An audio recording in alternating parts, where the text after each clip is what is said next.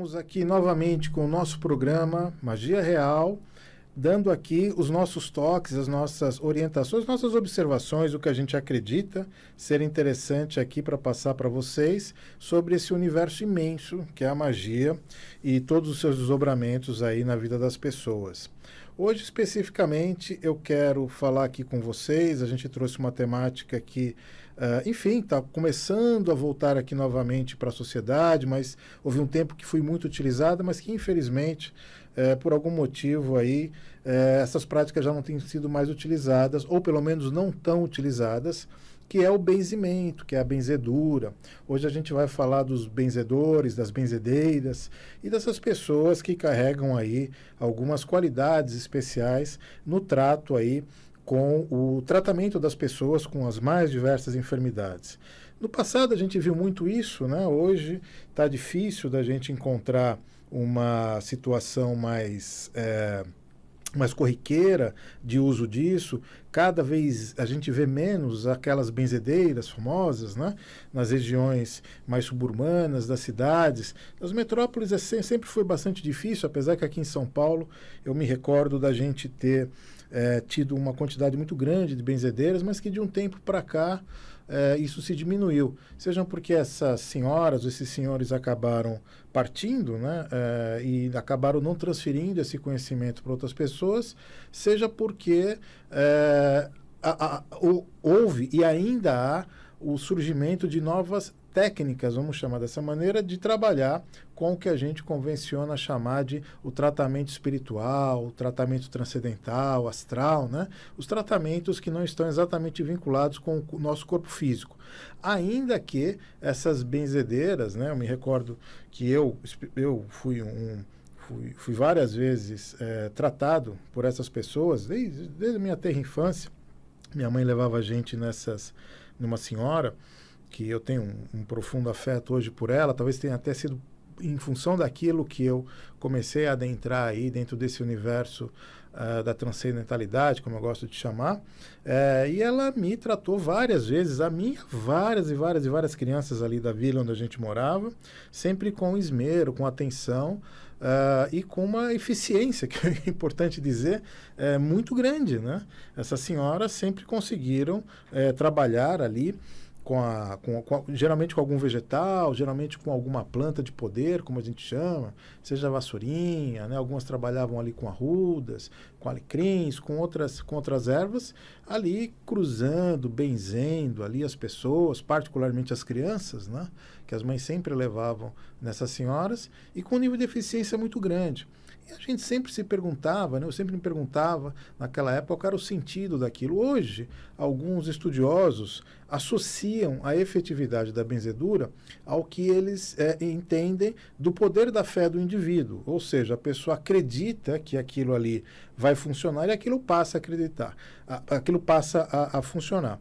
Bom, de fato, é inegável aí o poder da fé, da crença. Ontem mesmo eu estava fazendo um programa, podcast, onde eu falava disso, mas, por outro lado, é bastante difícil a gente entender e aceitar como é que uma criança pequena teria essa fé. Não tem essa fé, aliás, a criança não consegue nem parar ali na frente para ser razoavelmente ali tratada, né? Então, não é necessariamente isso que vai mover ali essa criança. Então, de onde vem essa capacidade disso, se não é da medicina, da holopatia convencional, dos remédios que se aplicam ali? Ora, então, evidentemente, está acontecendo ali um ato qualquer, nós entendemos que aquilo, ainda que não tenha esse nome, ainda é um ato de magia, como todas as outras práticas, porque, em última instância, o que está sendo feito é a alteração da realidade com base na determinação no caso daquela senhora, daquele senhor que está ali fazendo as suas bênçãos. Em geral, essas aplicações, além do uso aí de uma planta, de um vegetal, sempre tem uma oração, um benzimento, um bem querer que é projetado ali na pessoa.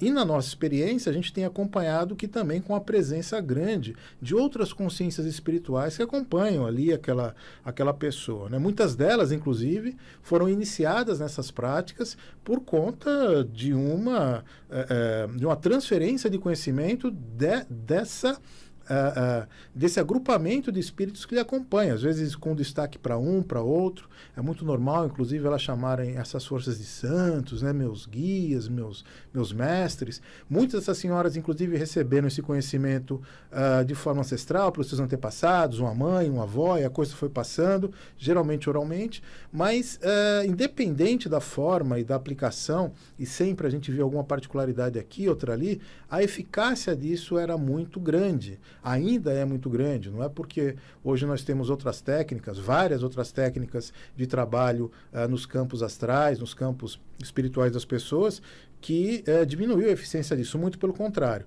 O que a gente vê é a mesmíssima prática, o mesmíssimo modelo sendo trabalhado em outras situações, alterando aqui e ali o modelo disso. Podemos associar isso ao que o espiritismo chama de magnetismo? Podemos, sim, de fato, acontece esse tipo de abordagem, mas, via de regra, o que a gente vê é exatamente os mesmos procedimentos que, por exemplo, a gente aplica na magia. Então, é aberto ali um portal, em geral, na frente da pessoa, em geral, para os gestos, né, que a pessoa está aplicando ali na outra. Essa ativação consegue fazer com que sejam projetadas determinações, intenções, os benzimentos ou mesmo as energias purificadoras e recolhedoras das ervas que ela está tratando em outros campos desse indivíduo, em outros campos dessa pessoa. Nomeadamente aqui, corpo espiritual, corpo astral, corpo emocional e mesmo o corpo mental dessas pessoas. No caso específico das crianças, a gente sempre viu uma fragilidade muito grande nesse sentido. Aparentemente, elas eram, e suponho que ainda sejam, um pouco mais sensíveis a determinadas cargas, como algumas pessoas gostam de chamar, influências espirituais, forças deletérias, fontes vivas, enfim, há uma fauna imensa de consciências espirituais ou não, que tem impacto diretamente na nossa consistência física. A pessoa, quando ela vai ficando um pouco mais adulta, ela vai criando uma robustez, uma certa blindagem com algumas dessas coisas um pouco maior, mas no caso das crianças é muito sensível isso. E essas senhoras trabalhavam de uma forma excepcional em cima dessas crianças, com as suas plantas, às vezes fazendo algumas indicações, algum receituário, e inclusive a gente acompanhou que esse era o ponto, e ainda é o ponto, do grande combate que se tem ao benzimento, associando essas práticas a curandeirismo, a charlatanismo, mas não é isso que a gente vem vendo, não, mas muito pelo contrário. Ao contrário disso, o que a gente vê é uma baixa eficiência com muitas das práticas da alopatia convencional. E aqui eu não vou entrar no mérito de por que isso acontece ou não, mas é fato. A gente percebe que determinados tratamentos eles não têm uma eficiência mais efetiva na vida da pessoa. E é aí que entram os tais tratamentos alternativos, né, que é um nome bonito que se encontrou para simplesmente tirar isso da ótica científica ou do juízo aí de algumas pessoas que não concordam muito com essas práticas. Independente de você concordar ou não, independente da pessoa poder trabalhar com isso de uma forma mais livre ou não, o que a gente tem visto é que existem resultados reais, resultados de fato, concretos, em cima dessas práticas. Hoje em dia, boa parte dessas práticas, até pela falta de pessoas trabalhando nesse sentido, diretamente, a gente vê isso muito nas cidades, mas na periferia, né? Uma forma, inclusive, um tanto quanto reprimida de trabalho com isso. Eu me recordo que tinha uma senhora lá que ela tinha dificuldades, inclusive, de receber pessoas. As pessoas iam ali na surdina, levando para ela, né? Uma coisa que é um tanto quanto vergonhoso até para a sociedade, ver pessoas assim tão disponíveis, tão dispostas a auxiliar o seu semelhante, muitas vezes não cobrando absolutamente nada por isso, sequer as ervas que utilizavam, recebendo ali um agrado, outro ali, mais para pagar a vida delas, e ainda assim tendo que conviver com esse tipo de adversidade do seu trabalho espiritual que ela está fazendo ali. E aqui a gente está chamando de trabalho espiritual apenas para generalizar isso, porque é um termo mais comum. Dentro da nossa escola de mistério, dentro do nosso método, a gente vê isso com uma forma um pouco mais ampla, né? O trabalho que é realizado por essas pessoas e todos os acompanhamentos que nós fizemos, as estatísticas que a gente acompanha, as casas que a gente frequenta, os próprios magos que ativam os mesmos mistérios hoje, o que a gente vê é um tratamento holístico, acho que essa palavra que se utiliza hoje, um tratamento 360 graus nas pessoas, às vezes acompanhado de algumas consciências espirituais que acompanham essas benzedeiras, esses magos, às vezes não, às vezes apenas ali a pessoa ativando aquilo por ter um conhecimento velado, que ela não sabe muitas vezes nem como é que foi que ela adquiriu isso, adentrando em campos do indivíduo, dos quais a alopatia convencional não entra, da qual o remédio convencional não entra. Nomeadamente, esses campos, o destaque maior é sempre para o campo espiritual, para o corpo espiritual, como nós gostamos de chamar, mas é sempre bom a gente ter em mente que nós temos aqui 7 corpos. Né? Esses 7 corpos, o amálgama disso é o nosso existir. Esse corpo material que eu estou aqui revestindo, essa consciência que está aqui habitando, não é tão simples, não é simplesmente espírito, matéria. Aparentemente, supostamente, nós temos aqui outros corpos que dão sustentação a esse nosso existir, a esse nosso viver. E se esses corpos não forem devidamente tratados, seguramente vai haver desequilíbrio aqui e ali. Vibe Mundial